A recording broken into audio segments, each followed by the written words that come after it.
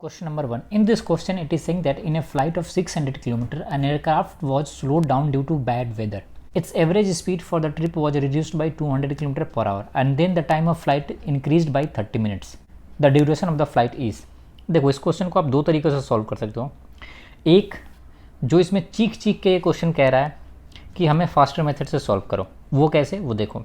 Total distance कितना है 600 kilometre का. अब क्या कह रहा है कि एवरेज स्पीड 200 किलोमीटर से रिड्यूस हो गया है. सो ऑब्वियस सी बात है जो इनिशियल स्पीड एस होगी वो 200 से ज़्यादा होगी. से सुनो ऐसा क्यों? अगर ये 200 होती और 200 में 200 कम कर दो तो ऑब्वियस सी बात है स्पीड कितना होगी 0.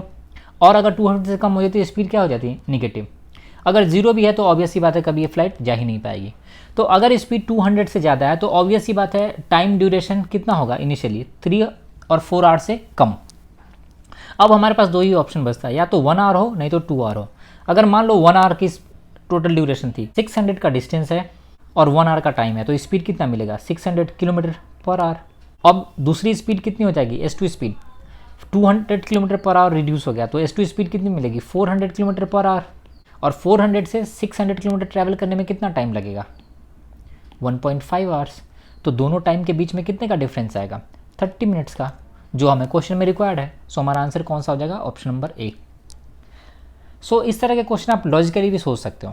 दूसरा मेथड क्या है वो देख लेते हैं. डिस्टेंस गिवन था 600 किलोमीटर का, तो मान लो इसकी इनिशियल स्पीड थी s, तो फाइनल स्पीड कितनी हो जाएगी s - 200 और दोनों के बीच में टाइम डिफरेंस कितना है 30 मिनट्स का. तो हम क्या लिख सकते हैं 600 divided by s - 200 minus 600 divided by s. Distance upon speed किसको बताता है टाइम को, और इन दोनों के बीच में डिफरेंस कितना है 30 मिनट्स. That imply 1/2 our. यहाँ से क्या लिख सकते हो 1/s - 200 divided by 1 - s is equal to कितना मिलेगा 1/1200. मैंने 600 को दोनों से कॉमन लेकर राइट साइड में मल्टीप्लाई कर दिया. एलसीएम लोगे बच्चे तो कितना आएगा s × s - 200 और यहाँ से होगा s - s - 200.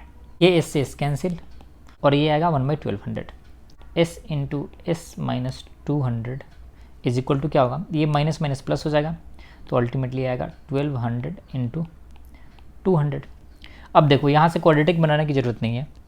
ये टोटल कितना आएगा 24 पे 40. तो अगर इसका वैल्यू आप 600 लोगे तो 600 × 400 ये भी वैल्यू कितना मिलेगा तो राइट साइड में है. तो स्पीड हमें कितनी मिल जाएगी इनिशियल 600 किलोमीटर पर आवर की. तो 600 की स्पीड है और 600 किलोमीटर डिस्टेंस है, तो टोटल टाइम कितना लगेगा 1 आवर. सो यहाँ से भी आंसर हमारा कौन सा होगा option number 1. Thanks for watching the video.